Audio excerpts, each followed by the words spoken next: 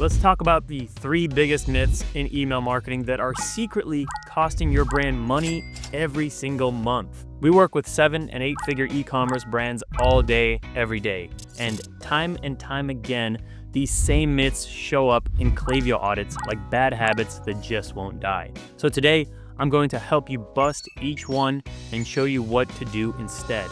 Let's jump in. Myth number 1 is running more sales equals more revenue.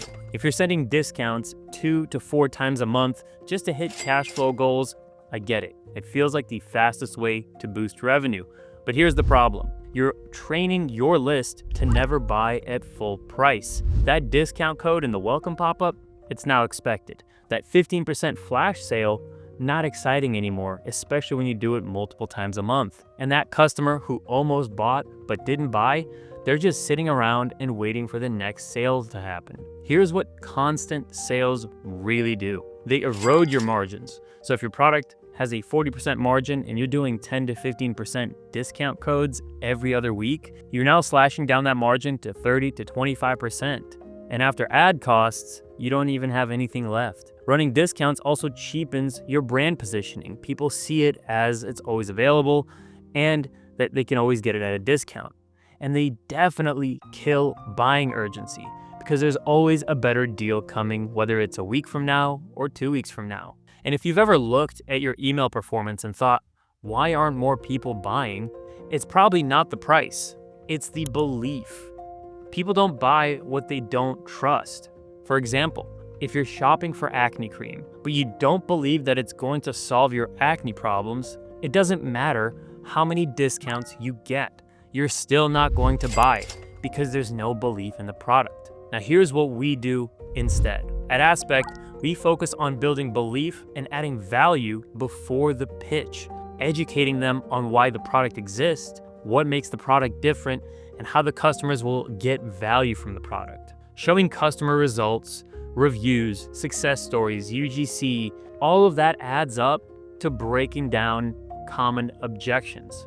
Additionally, you want to break down even more common objections like, how do you get results? How easy is your product to use?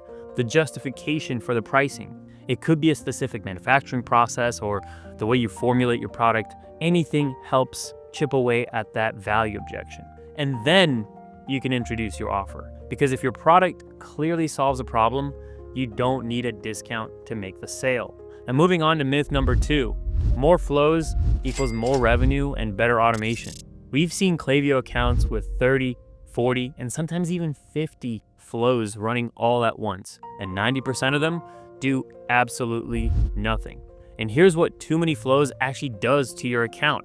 It makes it harder to track your data. You don't know what's working and what isn't. There's so many flows live in the account that it's hard to actually attribute which one generated the conversion. It also wrecks the customer experience.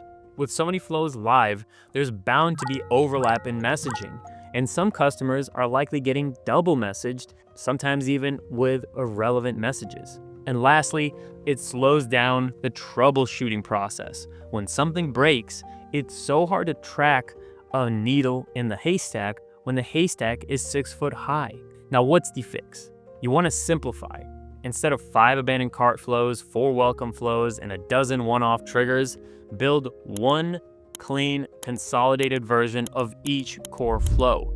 Whether it's the welcome, abandoned checkout, post-purchase, win back, or cross-sell, use dynamic content blocks to personalize when needed, or even one-off splits for a custom message based on a profile property. You don't need to duplicate entire flows just because someone came from a different list. And at Aspect, we use segmentation to control entry into every single flow and use Klaviyo's built-in logic to vary content based on behavior, attributes, and it makes for cleaner data, better customer experience, and so much less headache. Now, myth number 3, A/B test everything all the time. It's a hot take, but hear me out. I love testing. We test everything at Aspect, but some brands treat A/B testing like a game of whack-a-mole. Random send times here, subject line test here, throwing ideas at the wall just to feel productive.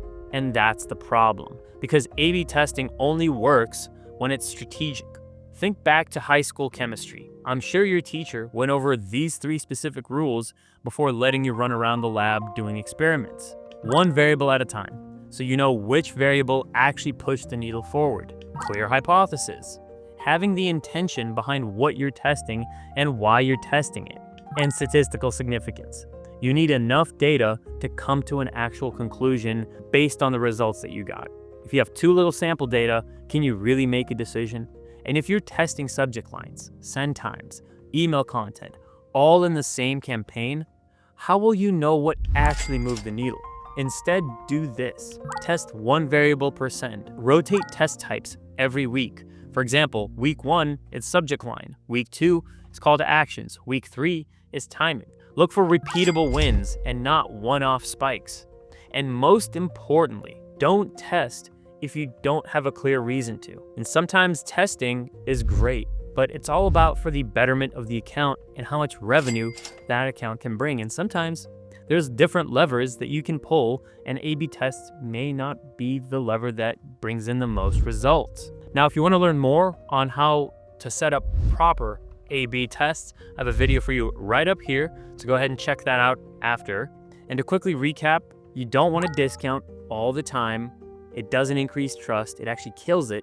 More flows don't mean more money. Clarity and intention behind those flows do.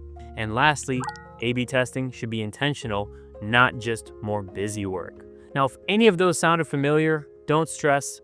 Even high growth brands that we work with have seen all of these mistakes and have made these mistakes. The good news, these are fixable problems and they usually unlock big wins very quickly. Now, if this video helped you clarify on what's holding your emails back, hit that like button. If you want to see more videos like this on a weekly basis, hit subscribe down below and check out the link below to grab a free retention audit from our team.